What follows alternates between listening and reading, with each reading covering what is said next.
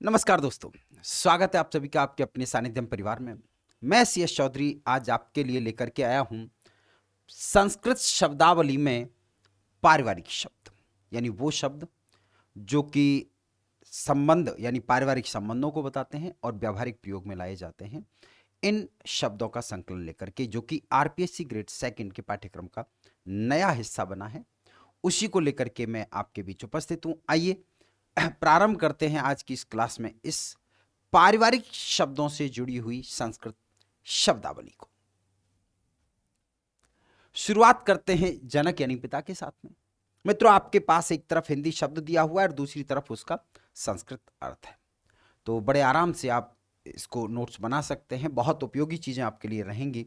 तो आइए एक एक को यहां पर देख लेते हैं किसको क्या क्या जो है कहा जाता है। संबंध सूचक शब्द यहां पर हम लेकर के आए हैं। पिता, पिता को आप मूल शब्द तो पितृ होता है, जिसका पिता भी संस्कृत शब्द होता है, और साथ के साथ में हम क्या कहते हैं, पिता को जनक भी कह देते हैं।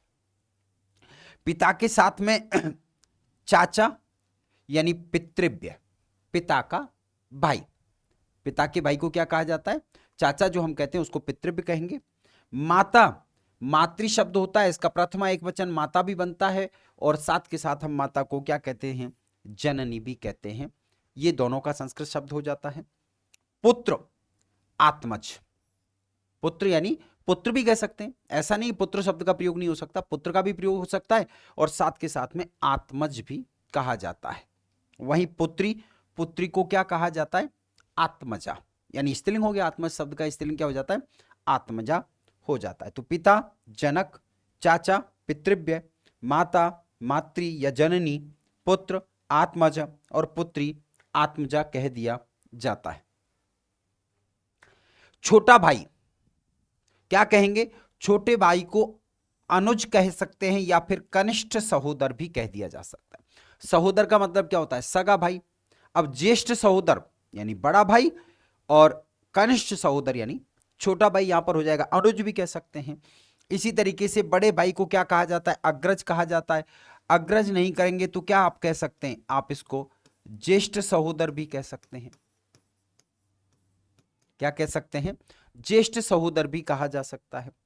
बहन, भगनी या स्वश्री शब्द जो होता है, मूल शब्द स्वश्री होता है, जिसका प्रथमा का एक वचन जो रूप बनता है वो स्वसा बनता है। जैसे भ्रातृ का प्रथमा एक वचन भ्राता बन जाता है, ठीक वैसे ही तो बहन को भगनी और स्वसा दोनों को प्रयोग में लाया जाता है, कहा जाता है।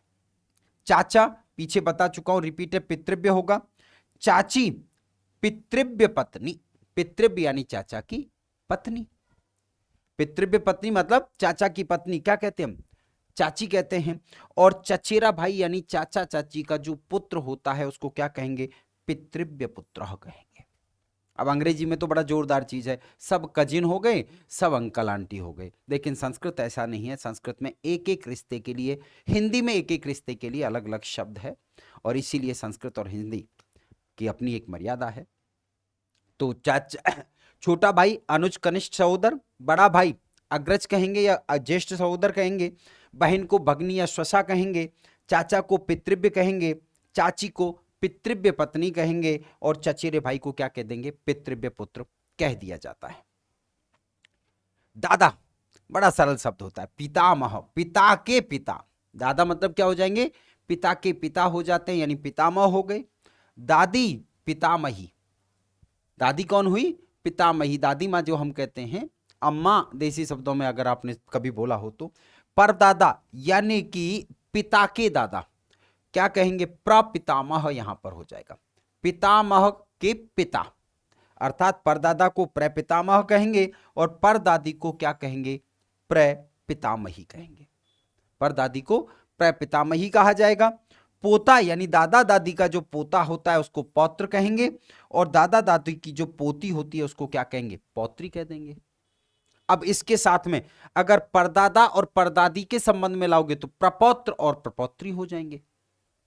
क्या हो जाएंगे, अगर यहां पर आता है पोता तो पौत्र रहेगा, लेकिन अगर यही क्या हो, ये तो पितामह के संबंध में, पितामह का जो पुत्र का पुत्र है वो तो पौत्र हो गया, लेकिन प्रपितामह के जो पुत्र हैं उनका जो पौत्र है वो क्या कहलाएगा, प्रपौत्र हो जाता है।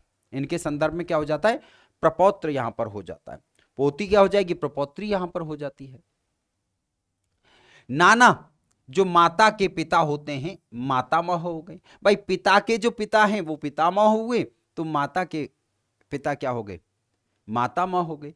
नानी मातामही हो जाएगा, नानी को क्या हो जाएगा, नानी को हम मातामही कहेंगे। पर नाना प्र मातामह, अब आप समझ सकते हैं कि पर दादा प्र पितामह थे, तो पर नाना प्र मातामह हो जाएंगे। पर नानी प्र मातामही, पर नानी क्या हो जाएगा, प्र मातामही हो जाता है। अब नाना नानी के बाद कौन आए, मामा मामी आ गए, तो यानी कि मामा और मामी, मामा यानी मातुल और मामी यानी कि मातुली यहां पर हो जाता है। क्या हो जाता है, मातुली हो जाता है।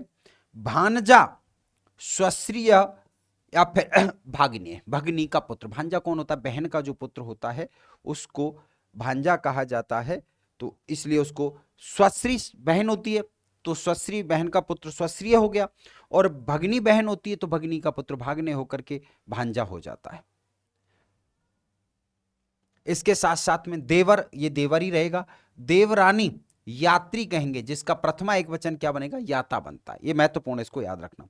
कुछ शब्द ऐसे होते हैं जो बिल्कुल अलग होते हैं और उनको याद करना बहुत जरूरी हो जाता है।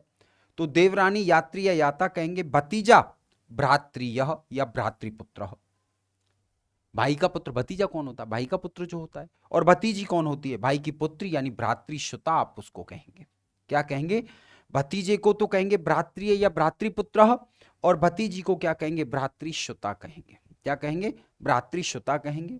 जवाई दामाद जी, यानी दामाद जी को क्या कहेंगे, जमत्री, अर्थात आप कह सकते हैं जामाता। प्रथमा का एक वचन जो है वो क्या बन जाता है, जामाता रूप यहां पर बन जाता है, इनको आप यहां पर जामाते कहेंगे। जीजा यानी बहन का पति, जीजा मतलब बहनोई हम कह सकते हैं उसको, बहन का जो पति होता है उसको या तो आबुत, ये ध्यान रखना, ये बहुत प्यारा शब्द है क्योंकि कम सुनने को मिलता है। आबुत कौन होता है, तो आबुत बहनोई को यानी बहन के पति को कहा जाता है। और दूसरा जो शब्द आता है वो क्या आता है, भग्निपति आ जाता है।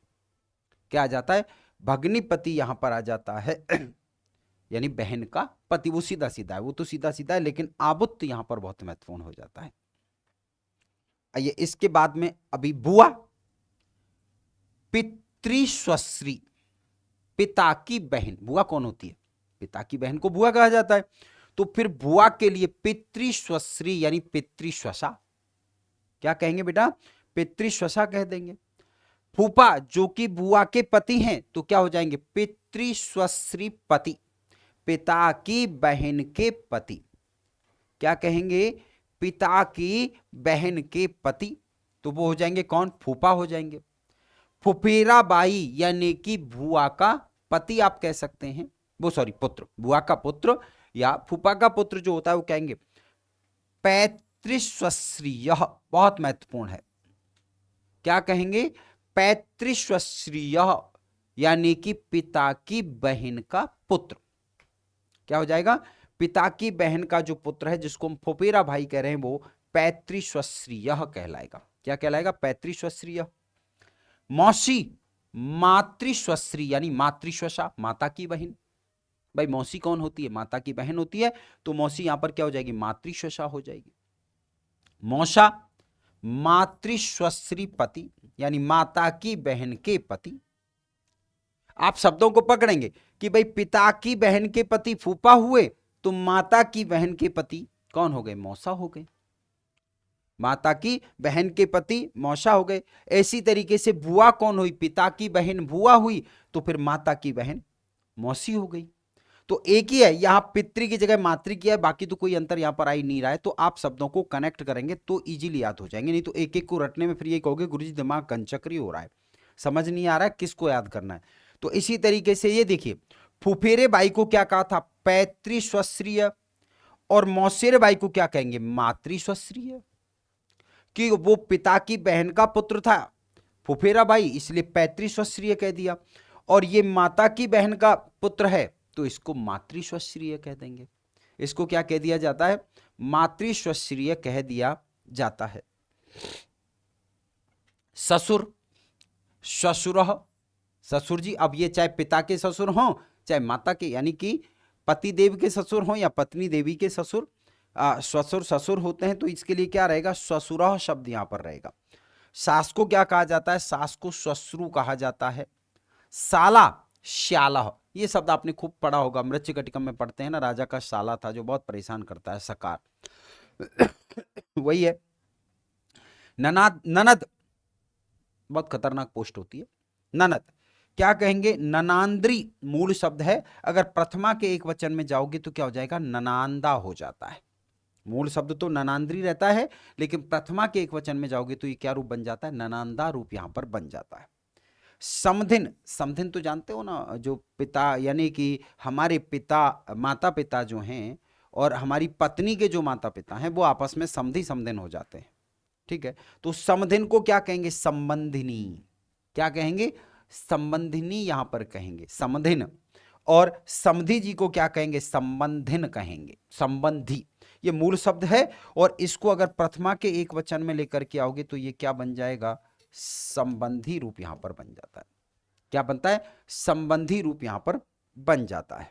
तो ससुर श्वशुरः, सास श्वश्रु, साला श्यालः, ननद ननांद्री या ननांदा, समधिन संबंधिनी और समधि संबंधिन कह दिया जाता है। इसके अलावा पति, ये तो पति रहेगा बेचारा, एक ही रहता है। पत्नी आप भार्या कह सकते हैं, जाया कह सकते हैं, सैधर्मणी कह सकते हैं, बल्लभा भी आप कह सकते हैं। सारे शब्द महत्वपूर्ण हैं। पत्नी को भार्या जाया, सबसे ज्यादा प्रयोग में लाने जाने वाले यही दो शब्द हैं, कौन कौन से, भार्या और जाया। इसके अलावा सैधर्मणी हो गया, सैधर्मचारिणी हो गया, बल्लभा हो गया, ये शब्द भी पत्नी के लिए प्रयोग में लाए जाते हैं।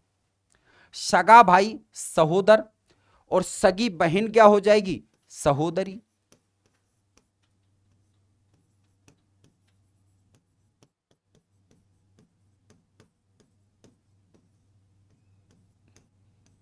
सगी बहन क्या हो जाएगी, सहोदरी हो जाएगी।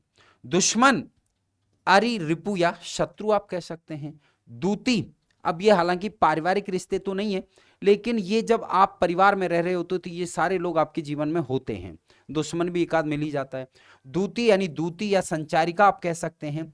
नाती जो होता है उसको क्या कहेंगे, नप्त्री कहा जाता है, नप्ता।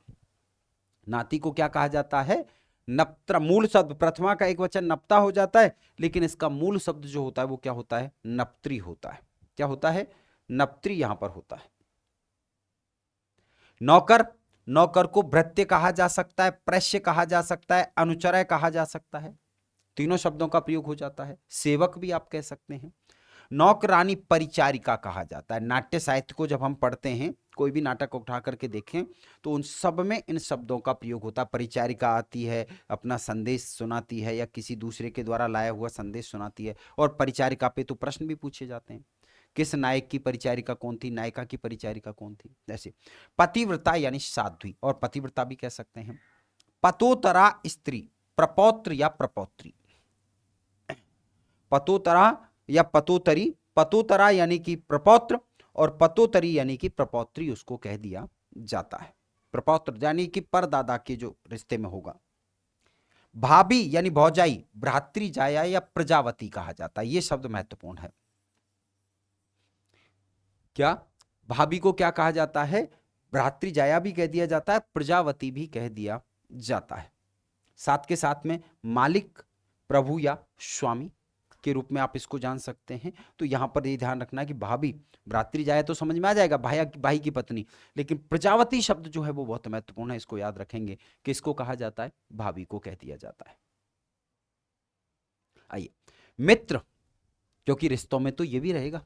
आइए मित्र को, मित्रम और सुहृद तो हम जानते हैं, लेकिन आपके लिए जो महत्वपूर्ण शब्द यहां पर रहेगा परीक्षा की दृष्टि से वो वयस्य रहेगा।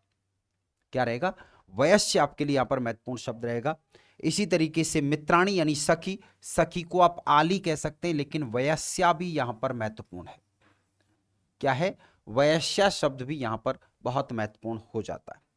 यार, इसको जार भी कह सकते हैं और उपपति भी कह दिया जाता है। जार भी कह दिया जाता है और उपपति भी कह दिया जाता है। रणवा, रणवा से मतलब है जिसकी पत्नी की मृत्यु हो चुकी हो। इसको आप स्त्री के लिए तो ये किस में आता है, विधवा शब्द का प्रयोग होता है। और विश्वस्ता का प्रयोग होता है। पुरुष के लिए रंडा या विधुर शब्द का प्रयोग भी यहां पर हो जाता है। किसका हो जाता है? विधुर शब्द का प्रयोग भी यहां पर कर दिया जाता है। रिश्तेदार, आपके जो अपने रिश्तेदार हैं, सारे जैसे हम सब रिश्तेदारों के लिए एक ही शब्द का प्रयोग करते हैं। रिश्तेदार, संबंधी, संबंधी को आप क्या कह सकते हैं? ज्ञाति कह, बंधु, ज्ञाति और बंधु, ज्ञाति शब्द महत्वपूर्ण है। कौन सा शब्द? ज्ञाति शब्द आपके लिए बहुत महत्वपूर्ण हो जाएगा। ज्ञाति और बंधु किसको कहते हैं? संबंधी, सगे संबंधी या रिश्तेदारों को आप ज्ञातीय संबंध कहते हैं। वृद्ध परनाना, यानी कि नाना, परनाना और वृद्ध परनाना, उसको क्या कहेंगे? वृद्ध प्रपितामह। क्या कह दिया जाता है? उनको वृद्ध प्रपितामह कह दिया जाता है। और अंत में कुछ और शब्द, वैश्या, गणिका, वार स्त्री या वैश्या तीनों कहा जाता है। सुहागन स्त्री जो होती है उसको पुरंद्री या सौभाग्यवती कहा जाता है। पुरंद्री यहां आपको याद रखना है, सौभाग्यवती को पुरंद्री या सुहागिन को पुरंद्री या सौभाग्यवती कहा जाता है। औरत, स्त्री शब्द का प्रयोग होता है, योषित शब्द का भी प्रयोग होता है, नारी शब्द का भी प्रयोग होता है। यहां योषित शब्द आपके लिए बहुत महत्वपूर्ण है। कौन सा? योषित शब्द आपके लिए बहुत महत्वपूर्ण होता है। गाभिन यानी गर्भ धारने वाली, गर्भिणी यहां पर हो जाएगी। पड़ोसी भी बहुत महत्वपूर्ण है क्योंकि काम यही आते हैं। इसको क्या कहा जाता है? प्रतिवेशी कहा जाता है। क्या कहा जाता है? प्रतिवेशी। स्त्रीलिंग लाओगे तो यानी पड़ोसिन अगर आप कहोगे तो क्या हो जाएगा? प्रतिवेशनी हो जाएगा। क्या हो जाता है? प्रतिवेशनी यहां पर हो जाता है। और शाली को क्या कहा जाता है? शाली को शाल कहा जाता है, तो शाली को क्या कहा जाएगा? शालिका कह दिया जाता है। कौन सा? शालिका, शालिका कह दिया जाता है।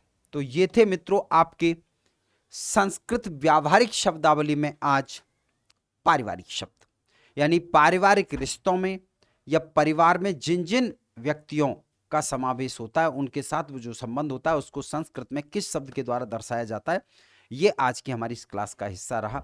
इसी तरीके के कंटेंट को सीखने और समझने के लिए जुड़े रहिए आपके अपने संस्कृत सानिध्यम परिवार के साथ, जहां रटाया नहीं सिखाया जाता है।